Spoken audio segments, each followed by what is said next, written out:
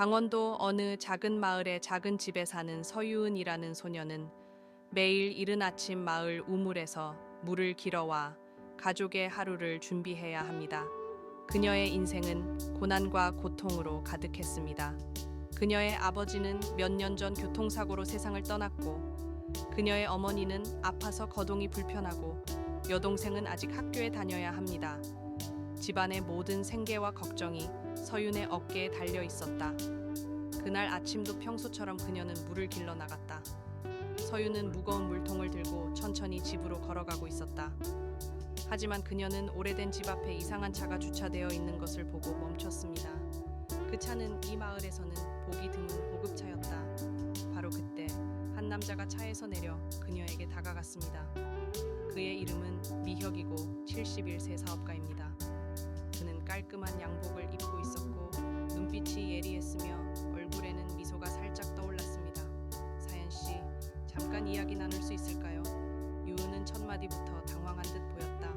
그는 물통을 내려놓았다. 민혁의 목소리는 부드럽고 상냥했지만 그의 어조에는 이상하게도 권위감이 느껴졌다. 왜 내가 여기에 왔는지 궁금할 겁니다. 나는 당신의 상황을 알고 있어요. 당신의 가족이 힘든 시간을 보내고 있다고 들었습니다. 그는 잠시 말했다. 그는 잠시 멈춰서 서윤의 표정을 살펴본 후 차분하게 말을 이어갔다. 간단한 제안을 하나 드리겠습니다. 나랑 결혼하면 내 가족 문제를 모두 해결해 주겠다고 약속할게. 그 순간 서윤은 너무 놀라서 숨이 막힐 뻔했다. 그녀에게 결혼이라는 단어는 너무나 갑작스럽고 비현실적으로 느껴졌다. 그녀는 2살짜리 여자아이가 자신의 할아버지와 결혼할 것이라고는 전혀 상상하지 못했습니다. 나랑 결혼해 줄래? 쌤 주저없이 그렇습니다. 그의 제안은 단순한 동정이나 호의가 아니었습니다. 그는 자신의 말을 지켰습니다. 그것을 할 수 있는 힘과 자원을 가진 사람은 바로 그 사람입니다. 들판에서 벌어지는 대화를 듣고 서윤의 엄마가 집 밖으로 나오자 상황은 더욱 어수선해졌다. 어머니는 딸이 걱정돼 민혁에게 무슨 소리야? 우리 딸이 너무 어리고 너무 어려. 진심이야? 라고 물었다. 민혁은 서윤에게도 시간이 필요하다고 단호하게 말했지만 나는 신중하게 고민한 끝에 이 제안을 수락하기로 했다. 그가 떠난 후 서연과 그녀의 어머니는 깊은 생각에 빠졌다. 어머니는 딸에게 현실적인 선택을 강요할 수 없습니다. 그의 상태는 점점 악화되고 있다. 서윤아 엄마는 떨리는 목소리로 너의 행복이 나한테 제일 중요해. 하지만 이 상황에서 우리가 선택할 수 있는 옵션은 많지 않습니다. 서유은은 잠을 이루지 못한 채 밤을 보냈다. 그녀는 민혁의 말을 마음속으로 떠올리며 어떤 선택을 해야 할지 고민했다. 그는 혼란스러웠다.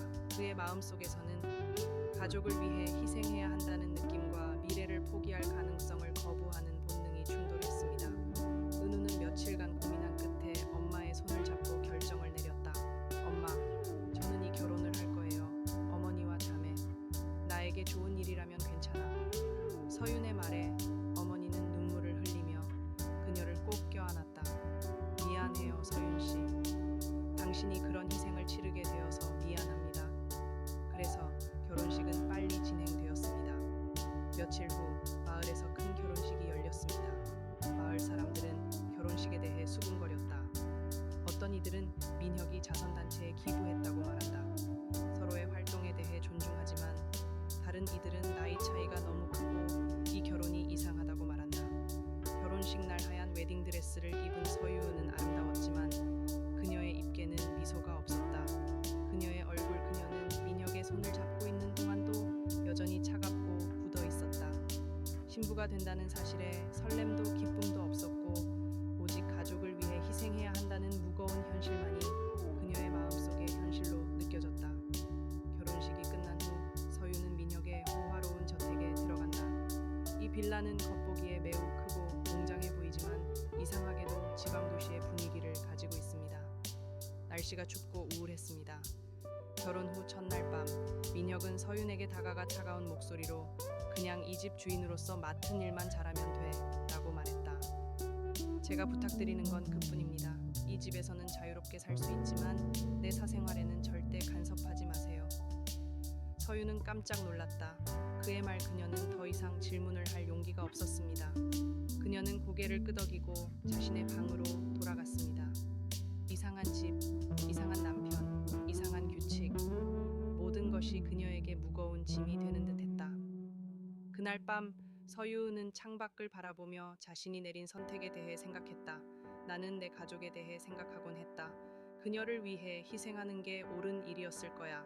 그녀는 잠들지 못하고 밤하늘을 바라보며 끝없이 자신을 비난했습니다. 그녀는 이 선택이 그녀의 삶을 얼마나 깊고 어두운 비밀로 끌어들이게 될지 전혀 몰랐다. 유은은 첫 번째 결혼식 밤을 보낸 후 민혁의 저택에서 새로운 삶을 시작한다. 저택은 위에 위치해 있는 웅장한 건물입니다. 멀리서 보면 동화 속 궁전 같지만 가까이서 보면 설명할 수 없는 이상함이 있습니다. 벽을 장식한 오래된 그림, 아름답지만 차가운 대리석 바닥, 지나치게 조용한 실내는 이 집이 서윤에게는 꿈 같아 보이게 만든다. 이 집은 단순한 집이 아니라는 느낌을 줍니다. 날이 저물어가면서 서유은은 집안을 둘러보기 시작했다. 그 집에는 여러 명의 여자가 있었지만 그들은 모두 서윤을 향해 불쾌한 표정을 짓고 있었다. 가장 눈에 띄는 사람은 그 집의 여자 진씨였다.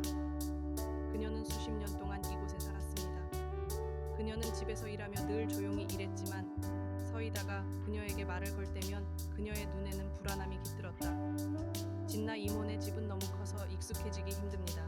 집 안을 안내해 주실 수 있나요? 지아가 그 질문에 잠시 머뭇거리다 고개를 끄덕였다. 물론입니다. 하지만 일부 객실은 열려 있지 않습니다. 그런 곳은 주인이 금지한 곳이죠. 서유는 당황했지만 더 이상 질문을 하지 않았다. 진아의 말대로 집 안에 몇몇 방은 잠겨 있었습니다. 창문에는 두꺼운 커튼이 덮여 있습니다. 특히 저택의 서쪽 복도입니다. 특히 우울한 분위기가 있습니다. 지나가는 것조차 불편해요. 나는 그것이 내 상상일 거라고 생각하고 무시하려고 노력했습니다. 시간이 흐르면서 서유은 민혁의 이상한 생활 습관을 알게 됐다. 그는 낮에는 거의 외출하지 않고 방에 틀어박혀 공부하거나 일합니다. 그는 전화 통화를 하며 시간을 보내지만 밤에 외출하는 경우가 많고 항상 새벽에 돌아온다. 그녀는 그의 외출에 대해 물어보고 싶었지만 서유은은 아무 말도 하지 않았다. 처음부터 그녀의 사생활에 간섭하지 말라고 그가 경고했던 것을 기억했기 때문이다. 하지만 그는 매일 밤 외출해요. 그런데 집에서 이상한 일들이 일어나기 시작했습니다. 서유은은 매일 밤 복도에서 들려오는 이상한 소리에 깨어난다. 그녀는 마치 누군가 복도를 걸어오는 듯한 발소리, 삐걱거리는 문소리, 때로는 부드러운 목소리가 섞인 소리를 들었습니다. 처음에는 하녀들이었습니다. 소음인 줄 알았는데 모든 여자들이 자기 방에서 자고 있다는 것을 알게 되었습니다. 어느 날 밤 서유은은 더 이상 참을 수 없었다. 그녀는 조심스럽게 문을 열고 복도로 들어갔다. 복도는 어두웠고 창문으로 들어오는 희미한 달빛만이 그녀를 비추고 있었다. 저택의 서쪽 복도에서 발소리가 울려 퍼졌습니다. 그녀는 숨을 참고 소리를 따라갔다. 하지만 그녀가 복도 끝에 다다르자 소음은 갑자기 사라졌습니다. 마치 아무 일도 없었던 것처럼 집안은 다시 조용해졌습니다. 그녀는 이상한 소리를 들었다. 나는 다음 날 아침 지하실로 전화해서 답을 얻으려고 했습니다. 어젯밤 복도에서 이상한 소리가 들렸어요. 진아가 말했다. 무슨 일이야? 그녀는 지나가는 사람들의 눈을 피하며 수줍게 웃었다. 바람이었을 것이다. 이 집은 오래되었으므로 그 소리를 들었을 때 서유은은 그녀의 말에 설득되지 않았다. 지아의 태도는 분명히 무언가를 숨기고 있는 듯했다. 그녀는 복도로 돌아가려고 했지만 그곳으로 통하는 문조차 낮에는 잠겨 있었다. 점점 더 많은 질문이 그녀의 남편에게 왔다. 물질적인 것인데 답은 찾을 수 없었다. 며칠 동안 거기에 없었다. 민혁이 왔다. 평소보다 늦게 집에 돌아왔다. 옷에는 희미한 검은 얼룩이 묻어 있었고 얼굴은 피곤해 보였지만 눈은 날카로웠다. 서유은은 용기를 내어 물었다. 오늘은 어디가? 늦었구나. 민혁이 그녀를 바라보았다. 잠시. 그는 더 짧게 대답했다. 내일은 걱정하지 마. 차가운 반응 그의 차가움은 서윤을 더욱 혼란스럽게 만들었다. 그녀는 말에 전혀 신경 쓰지 않았다. 그녀는 이유를 이해할 수 없었다. 그는 그녀와 다시 결혼했거나 그의 진짜 목적은 무엇인가? 그리고 그녀는 그를 점점 더 두려워한다. 그리고 그녀의 의심은 커졌습니다. 그날 밤 서유은은 더 이상 참을 수 없었고 다시 집을 수색하기로 결심했다. 이번에는 그녀가 소리가 들린 서쪽 복도로 향했습니다. 복도 끝에는 보통 잠겨있는 문이 열려 있었습니다. 그녀는 주저없이 들어왔다. 방은 어둡고 먼지가 많았다. 사람으로 가득해요. 그녀는 손전등을 켜고 방을 둘러보기 시작했습니다. 방에는 오래된 가구와 오래된 문서들이 쌓여 있었습니다. 그 문서들 중에는 과거의 사진들도 있었습니다. 일부는 민혁이 어렸을 때의 사진이다. 하지만 더 놀라운 것은 그 사진들 가운데 다른 젊은 여성들이 몇 명 더 함께 있다는 것이다. 문제는 이들이 모두 서윤과 같은 나이로 보인다는 것이다. 서윤은 사진을 집어들고 자세히 보려고 했지만 그때 등 뒤에서 문이 열리는 소리가 들렸다. 그녀는 놀라서 돌아섰고 문 앞에는 민호가 서 있었다. 그는 분노로 가득 차 있었습니다. 여기서 뭘 하고 계세요? 그의 목소리는 낮고 차가웠다. 이 방은 왜 잠겨 있나요? 여기에 있는 사진은 어떤가요? 서유은은 두려움을 억누르며 물었다. 내 사생활에 간섭하지 말라고 했잖아. 그저 당신의 역할을 다하세요. 그는 차갑게 말했다. 서유은은 더 묻고 싶었지만 민혁의 태도에는 그녀를 더욱 불안하게 만드는 무언가가 있었다. 그녀는 큰 위험을 느꼈다. 그녀는 입을 다물고 방을 나갔다. 하지만 그날 밤 그녀는 확신했습니다. 이 집에는 분명 끔찍한 비밀이 숨겨져 있을 겁니다. 그리고 그 비밀은 그녀의 생명을 위협할 수도 있었습니다. 서유은, 민혁의 차가운 눈빛과 엄중한 경고. 하지만 그녀의 마음속의 의심은 커졌습니다. 민혁이 무엇을 숨기고 있든 그녀는 그것이 단순한 개인적인 문제가 아니라 자신의 결혼 생활에 직결된 위험이라는 불길한 예감을 느낀다. 그날 밤 서유은은 자기 방에 혼자 앉아 낮에 봤던 사진과 방을 바라보고 있었다. 그녀는 오래된 물건들을 떠올렸고 그때마다 수많은 의문이 그녀의 마음속에 떠올랐다. 민혁의 어린 시절, 사진 속 여성은 누구인가? 그들은 왜 다 사라졌을까? 그녀의 두려움과 호기심은 점차 강한 동력으로 바뀌었습니다.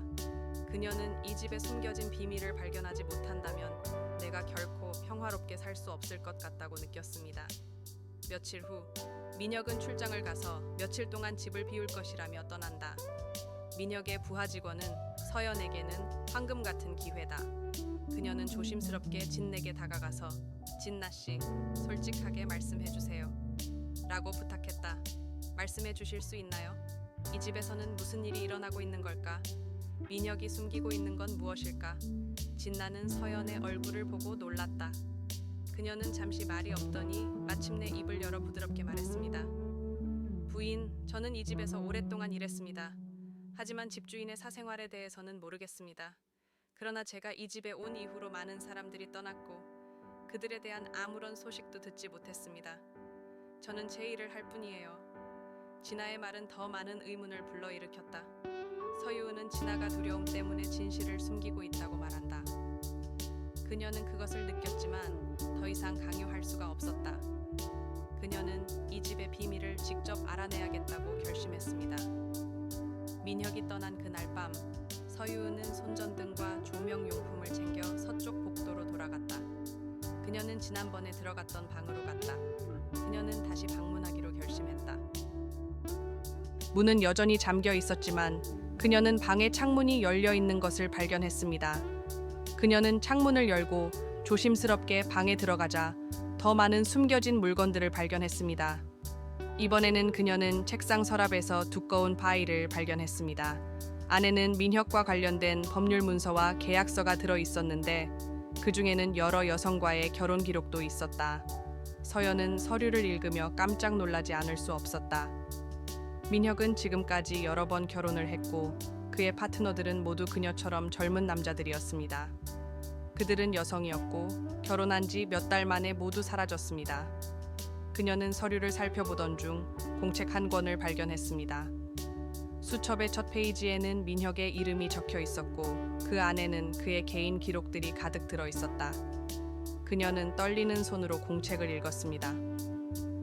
수첩에는 민혁의 지난 행동과 생각이 자세하게 적혀 있었다. 특히 그녀를 충격에 빠뜨린 것은 그의 프로필 중 한 부분이었습니다.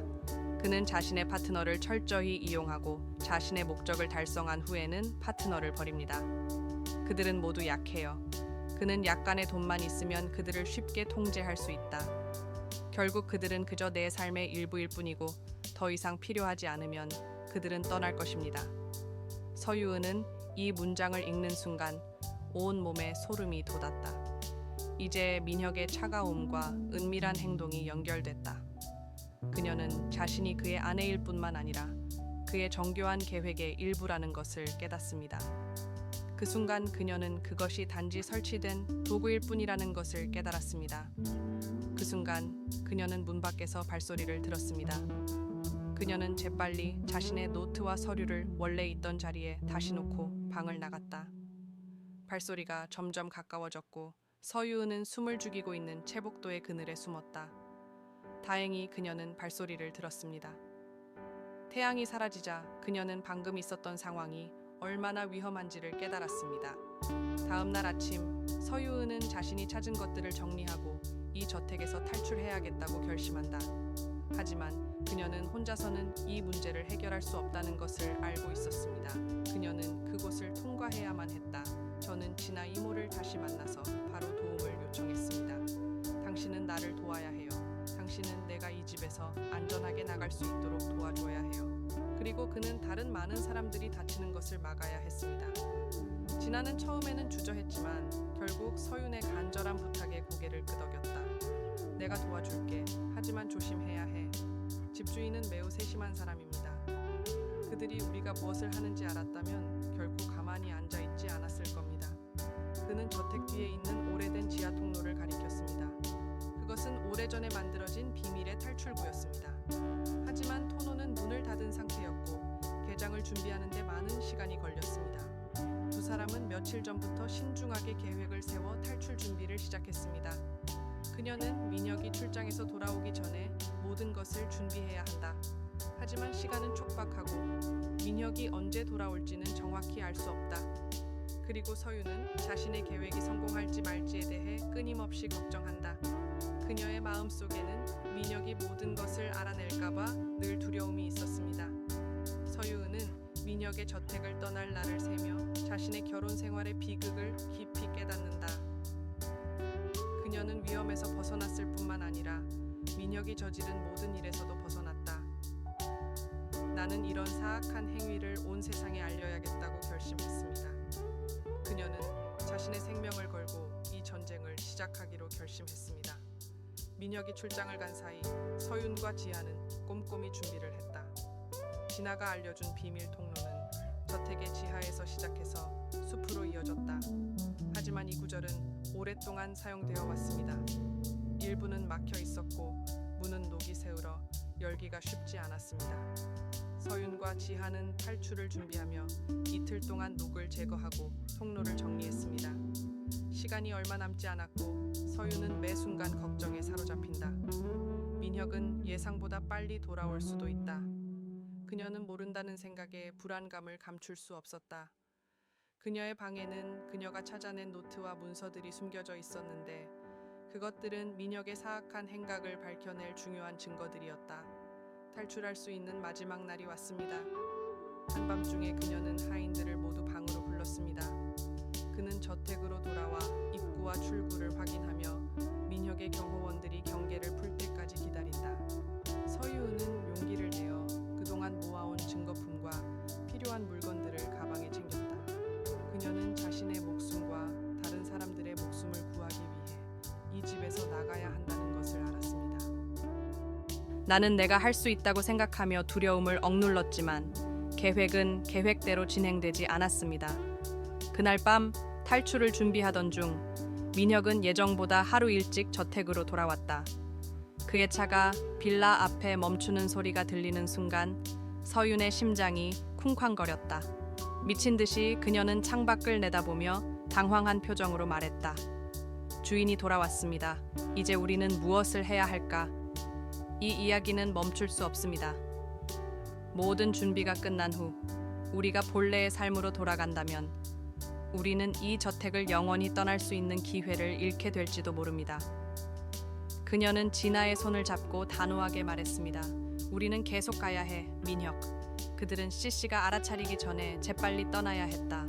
두 사람은 서둘러 지하 통로로 향했지만 민혁은 이미 저택 안으로 들어가 집 안을 둘러보고 있었다.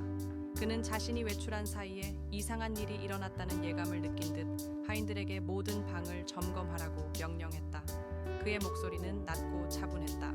그 속에 담긴 분노는 서윤의 불안감을 더욱 자극했다. 서윤과 진나는 터널 입구에 도착했지만 문이 열리는 데는 예상보다 시간이 더 걸렸다. 녹슨 삐걱거리는 문은 아주 작은 소리도 냈다. 조용한 저택 안에 큰 소리가 들리는 듯했습니다. 두 사람은 온 힘을 다해 문을 열고 마침내 복도로 들어갔다. 그런데 바로 그때 그들 뒤에서 발소리가 들렸습니다. 서은 씨, 거기 계세요? 어둠 속에서 민혁의 목소리가 울려 퍼졌다. 그의 목소리는 차갑고 위협적이었다. 서유은은 진아와 함께 복도 깊숙이 들어가며 숨을 멈췄다. 하지만 민혁은 그들의 위치를 알아차린 듯 그들을 따라갔다. 내일은 방해하지 말라고 경고했는데 당신은 그 경고를 무시했어요. 그의 목소리가 점점 가까워지고 있었다. 서연이 복도를 걷고 있었다. 나는 앞으로 나아가 어둠 속으로 손전등을 비췄다. 나는 그의 뒤를 따라가며 부드럽게 말했다. 서둘러. 네가 시키는 대로 하면 잡힐 거야. 통로의 끝에서. 그녀가 도착했을 때 서유은은 그녀 앞에 좁은 문이 있는 것을 보았다. 숲으로 나가는 출구였다. 그녀는 온 힘을 다해 문을 밀었고 차가운 밤 공기가 그녀의 얼굴을 스쳤다. 야, 나가. 서유은은 지하에게 소리치며 먼저 나갔다.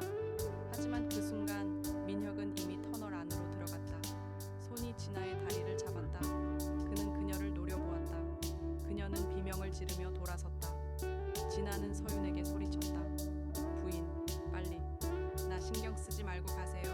서윤은 잠시 주저했지만 진아의 절박한 외침에 이끌려 숲으로 들어갔다. 그녀는 눈 멀고 앞으로 달려갔다.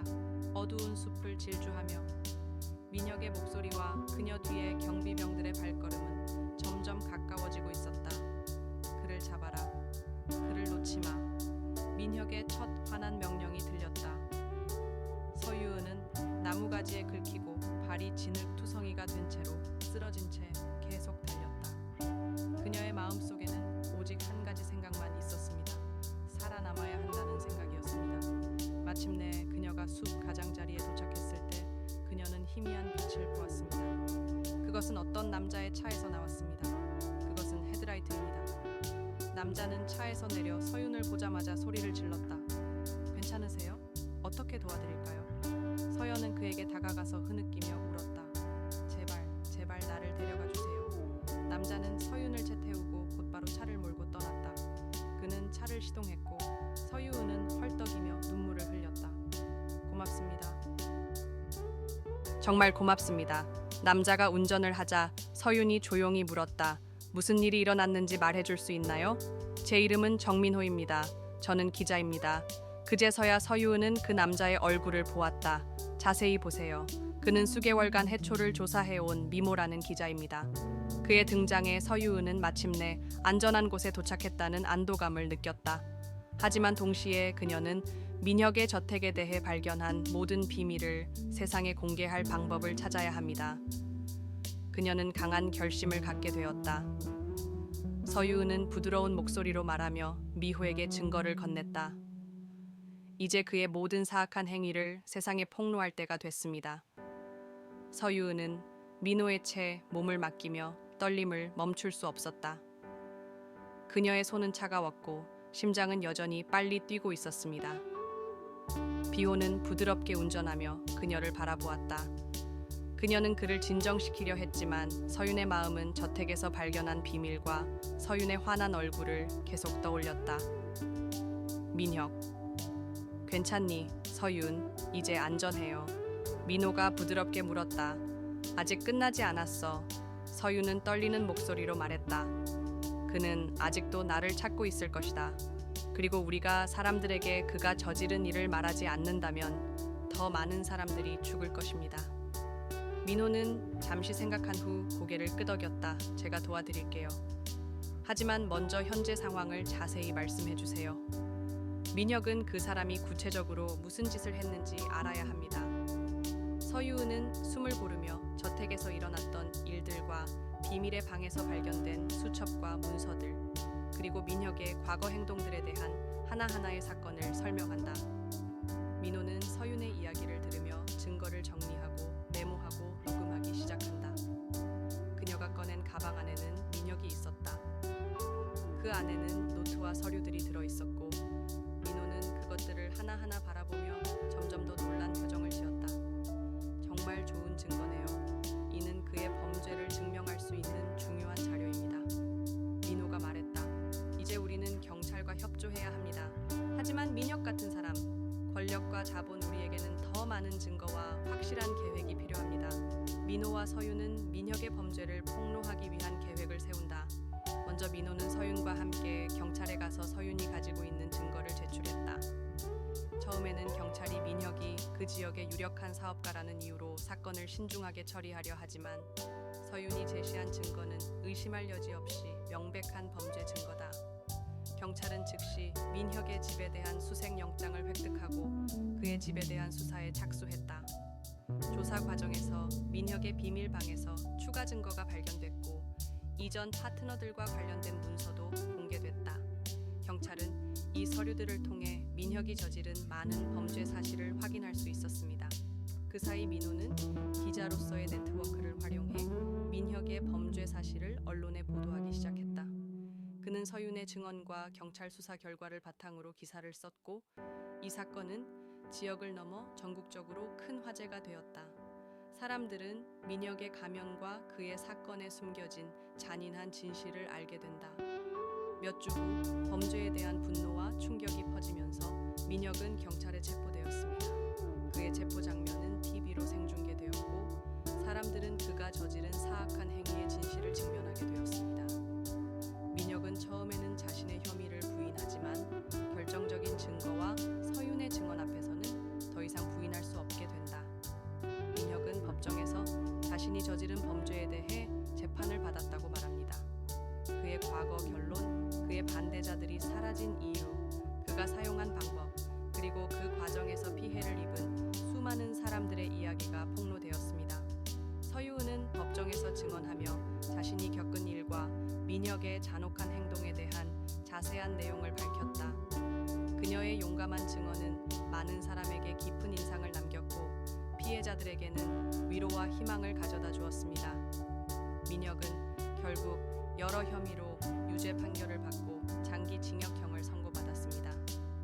그의 몰락은 한 명의 범죄자를 처벌하는 데 국한되지 않았습니다. 이는 권력과 부를 이용해 약자를 착취하는 자들에 대한 경고로 여겨진다. 사건이 끝난 후 서유은은 고향으로 돌아갔다. 그녀는 모든 것이 끝났다는 안도감을 느끼며 새로운 삶을 시작하기로 결심했습니다. 그녀는 어렸을 때부터 그녀를 사랑했습니다. 그녀는 다시 작은 가게를 열고 마을 사람들을 위한 옷을 제공하기 시작했습니다. 그 가게는 점점 더 인기를 얻었고 그녀는 단순한 옷을 제공하는 데 그치지 않고 어려운 환경에 처한 사람들을 돕기도 했습니다. 그 사건이 있은 후에도 민호는 종종 서윤을 찾아간다. 그는 단순히 기자에 대한 걱정이 아니라 서윤의 삶에 진심으로 관심을 갖고 있다. 서로를 아끼는 두 사람은 많은 시간을 함께 보내며 서로에 대한 신뢰와 애정을 쌓았습니다. 어느 날 민호가 속삭였다. 서윤아, 너는 정말 강한 사람이야. 당신을 통해 많은 사람들이 구원을 받았고 나도 당신을 통해 큰 용기를 얻었습니다.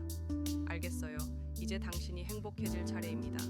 서유은은 그의 말에 웃으며 대답했다. 나도 그렇게 생각해요. 이제 나는 인생을 다시 시작하고 싶다. 하지만 이번에는 혼자가 아니라 누군가와 함께입니다. 그들의 사랑은 점점 깊어졌고 둘 다 작은 마을에서 살게 되었습니다. 그들은 간소하게 결혼식을 올렸다. 그들의 결혼식은 호사스럽거나 화려하지는 않았지만 진심과 사랑으로 가득 찬 날이었습니다. 서유은은 과거의 상처를 극복하고 민호와 함께 새로운 미래를 만든다. 그녀는 자신의 경험을 바탕으로 고양시에서 여성과 어린이들을 돕고 있습니다. 그녀는 재봉에 어려움을 겪는 사람들을 위한 지원센터를 세웠습니다. 그곳에서 그녀는 많은 사람들에게 재봉 기술을 가르쳤고 그들이 스스로 생계를 꾸릴 수 있는 기회를 제공했습니다. 서유은, 그녀는 자신이 경험하는 고통과 어려움이 다른 사람들에게 희망과 용기의 원천이 될 수 있다는 것을 깨닫는다. 그녀는 자신이 직면했던 어려움이 궁극적으로 그녀가 더 나은 사람으로 성장하는 데 도움이 된 중요한 과정이었다고 믿습니다. 그녀는 민호와 함께 밝은 미래를 꿈꾸고 있다. 그녀는 비슷한 상황에 처한 다른 사람들을 돕는데 인생을 바치는 꿈을 꾸고 있습니다. 그녀의 이야기는 단순히 역경을 극복한 한 여성의 이야기가 아니라 세상을 더 나은 곳으로 만들고자 하는 그녀의 끊임없는 노력에 대한 증거이기도 합니다. 그리고 그녀는 자신을 믿고 끝까지 싸우는 것이 그에게 진정한 자유와 행복을 가져다주는 가장 큰 동기라는 것을 깨달았습니다.